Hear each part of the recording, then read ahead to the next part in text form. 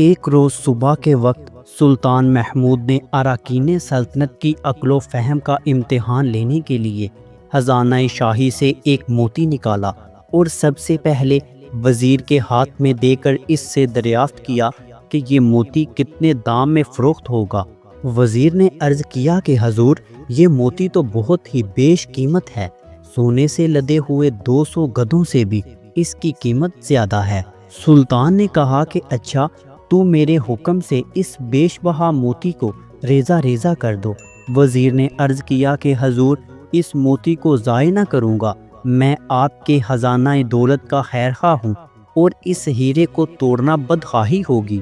بادشاہ نے اس کو شاباش دی اور ایک شاہی خلعت عطا فرمائی اور اس موتی کو وزیر کے ہاتھ سے لے کر سلطنت کے ایک دوسرے مقرب عہدیدار کو دیا اور اس سے بھی اس کی قیمت دریافت کی۔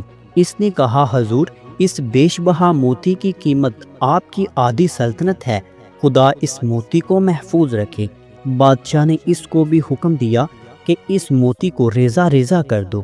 اس نے عرض کیا حضور، ایسے قیمتی موتی کو توڑنے کے لیے میرا ہاتھ حرکت نہیں کر سکتا، اس موتی کو توڑنا خزانہ سلطنت سے دشمنی کے مترادف ہوگا۔ سلطان محمود نے اس کو بھی شاہی خلعت عطا فرمائی اور دیر تک اس کی تعریف کرتا رہا۔ غرض بادشاہ نے 65 اراکین سلطنت کو باری باری طلب کر کے یہی معاملہ فرمایا اور ہر ایک نے وزیر کی تقلید کی اور شاہی خلعت حاصل کرنے کے ساتھ ساتھ سلطنت سے تعریفی کلمات بھی حاصل کیے۔ بادشاہ جب سب کا امتحان کر چکا اور انعامات دے چکا تو آخر میں ایاز کو طلب کیا اور موتی کو اس کے ہاتھ پر رکھ کر کہا، اے ایاز، ہر ایک نے اس موتی کو دیکھا، تو بھی اس کی چھواؤں اور چمک کو دیکھ لے اور غور کر کے بتا کہ اس کی کیا قیمت ہوگی۔ ایاز نے عرض کیا کہ حضور، جس قدر قیمت اس موتی کی عرض کروں گا، یہ موتی اس سے بھی کہیں زیادہ گراں اور بیش قیمت ہوگا۔ بادشاہ نے حکم دیا، اچھا تو فوراً اس ہیرے کو توڑ دے اور بالکل ریزہ ریزہ کر دے۔ ایاز سلطنت کا مزاج شناس تھا اور سمجھ رہا تھا کہ بادشاہ اس وقت امتحان لے رہا ہے۔ سلطان کا حکم سنتے ہی اس نے گوہر بیش بہا کو چکنا چور کر دیا اور خلعت و انعامات کی ذرا بھی طمع نہ کی۔ جیسے ہی ایاز نے وہ بیش بہا موتی توڑا، تمام اراکین سلطنت نے شور برپا کر دیا اور دیوان خاص میں ایک ہنگامہ مچ گیا۔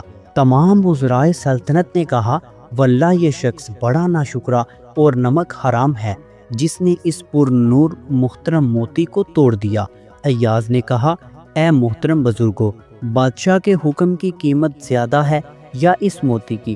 اے لوگو، تمہاری نظر موتی پر ہے، بادشاہ پر نہیں۔ میں تو اپنی نظر کو بادشاہ سے نہ ہٹاؤں گا اور موتی کی طرف رخ نہ کروں گا، کیونکہ بادشاہ سے نظر ہٹا کر موتی کی طرف متوجہ ہونا بادشاہ کی محبت و اطاعت میں شرک ہے۔ جس وقت ایاز نے اس راز کو اراکین سلطنت پر ظاہر کیا، تمام اراکین جو ایاز کے مقرب بادشاہ ہونے کی وجہ سے حسد رکھتے تھے، اس کی فتح و کامیابی سے ذلیل و خوار ہو گئے۔